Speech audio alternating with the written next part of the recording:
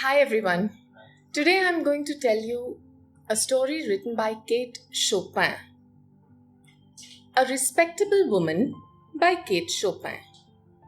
Mrs. Baroda was annoyed to learn that her husband's friend Gardner would be coming to the plantation for a couple of weeks.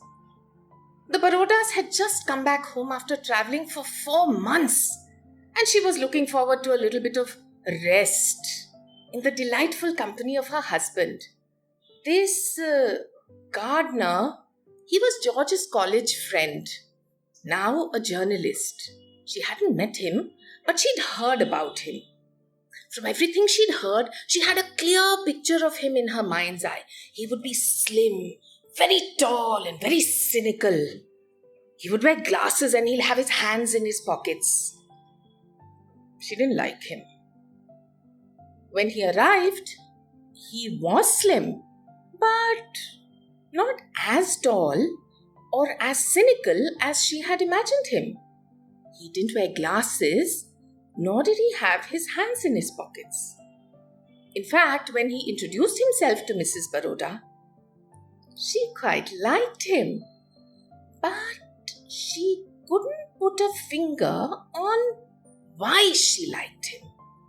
Her husband had told her that Gardner was brilliant, insightful, a great conversationalist.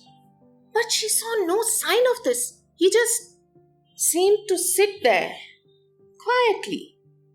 He made no response to her friendly attempts to make him feel comfortable and at home, nor did he respond to George's warmest hospitality. His manners were impeccable, but he made no effort to talk to her or to win her approval. Instead, he sat on the porch, smoking lazily, listening to George talk about his experience of owning and running a sugar plantation. When he spoke, he would say just one thing. "This is the life," he would say with great satisfaction as he felt the scented air caress his cheek. Mrs. Baroda liked Gardner, but he puzzled her. For a few days, she tried really hard to understand him. But when she didn't succeed, she grew exasperated and decided to leave her husband and his guest alone. When she found out that Gardner did not remark upon her absence, she became furious and decided to force her company upon him as he strolled idly across the plantation or to the sugar mills. But try as she might, she just could not get through his reserve. One day she asked her husband, "This Gardner, when is he going? He tires me frightfully."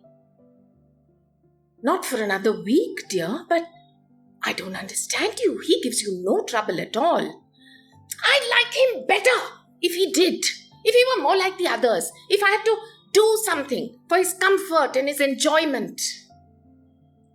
George took his wife's face between his hands and kissed her. "You're full of surprises, my darling.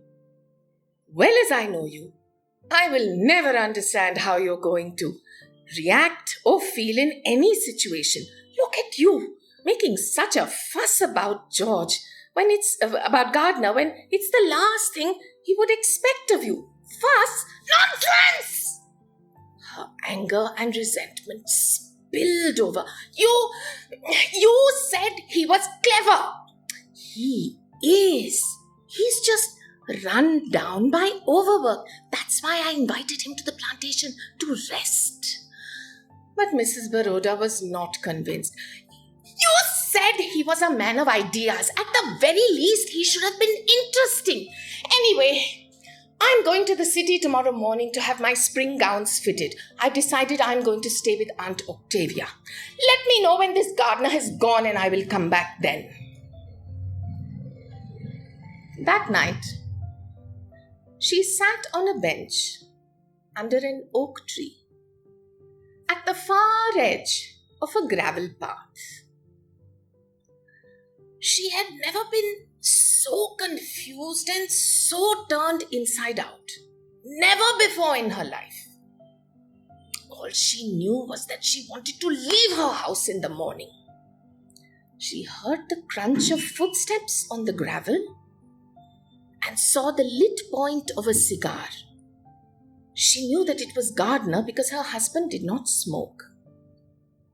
She shrank into herself, hoping that he would pass her by. But he threw away the cigar and sat next to her on the bench.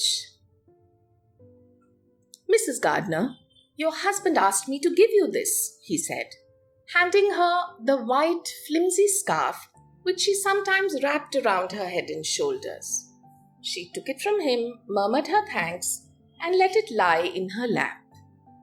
He made some commonplace remark about the night and gazed out into the darkness. Gardner was not a shy man. Only self-conscious people are shy. His reserve was not a part of his personality. It was more of a mood. As he sat there on the bench beside Mrs. Baroda, his silence melted away. He spoke freely, in a low, pleasant tone, recalling his college days with George, telling her of their blind ambitions and their large intentions. Now, all that he was left with was a desire to be allowed to exist, with the occasional whiff of genuine life as he was experiencing it now. Mrs. Baroda's mind only vaguely grasped what he was saying. She was acutely conscious of her body. She didn't understand his words, but she drank in his tone. She wanted to go closer to him, to reach out into the darkness with her sensitive fingertips and touch him, touch his face, his lips.